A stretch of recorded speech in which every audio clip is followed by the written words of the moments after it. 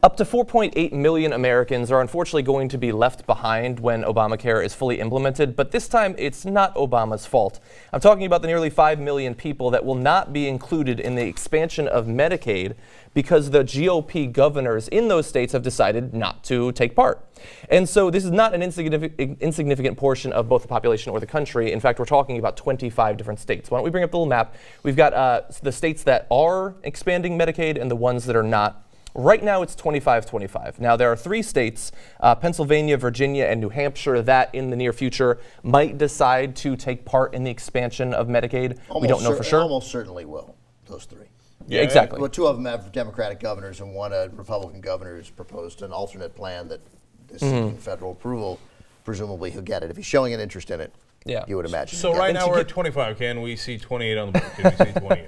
And to give you some numbers about what this expansion was supposed to accomplish, it was going to raise the threshold for being included under Medicaid from 100% of the federal poverty line to 133%.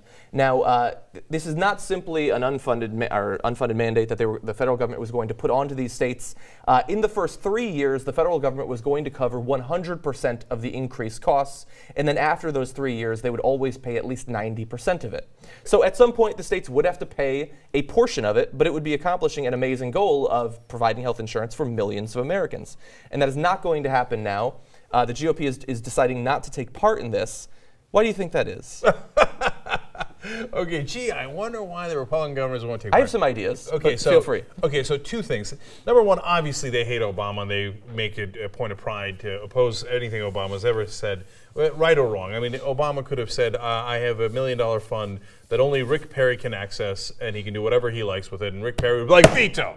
Right, got you, Obama. Right, and then he would take the money. Then he secretly would totally take the money in like a ribbon cutting ceremony. Anyway, so that's obviously a huge part of it, the main part of it. But the second thing is, so you say, wait a minute now, look, it covered 100% for 3 years, and afterwards you only have to put in 10%, and it's this great benefit for your citizens. But here's what you're missing: they don't give a damn. It's not just about their citizens, which is generally true, but certainly about the citizens that are either at below the poverty level or up to 133% of the poverty level, a little bit. They view those people as non-donors, so the least relevant people in their political universe, and be much more likely to be Democrats. Yeah. So to a Texas or to any of these, remaining 22 states, Republican governors will be like, so I'm not going to cover some poor people, and they're going to have worse health insurance.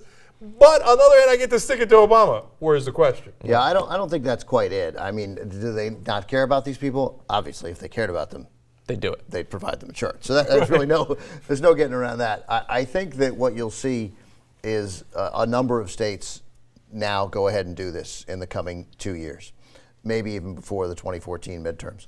Because what they want to do, what these governors want to do, since it's free, especially now, is make it their own. Like, there's very little benefit in letting Barack Obama and the Democrats do this. Get the credit. That if they have the ability to come in and do this for free and make an argument that it makes budget sense, they still get to show the screw you to Obama at the time.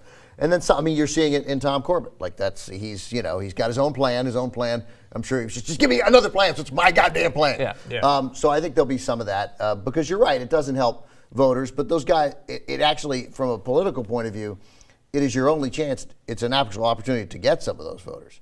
Like, now you can come in and be I'm doing it. I'm blessing you with this health care, and I'm the guy looking out for you. So I think they'll do so. I bet we're at 32 states in a year. And you get to make that incredibly meaningless distinction that Mitt Romney kept making on the campaign trail. No, this isn't Obamacare. No, this Corbett care. It's much better. I changed that period to a comma, and obviously that made it so much better. Yeah. So that's an important nuance that Ben brings up.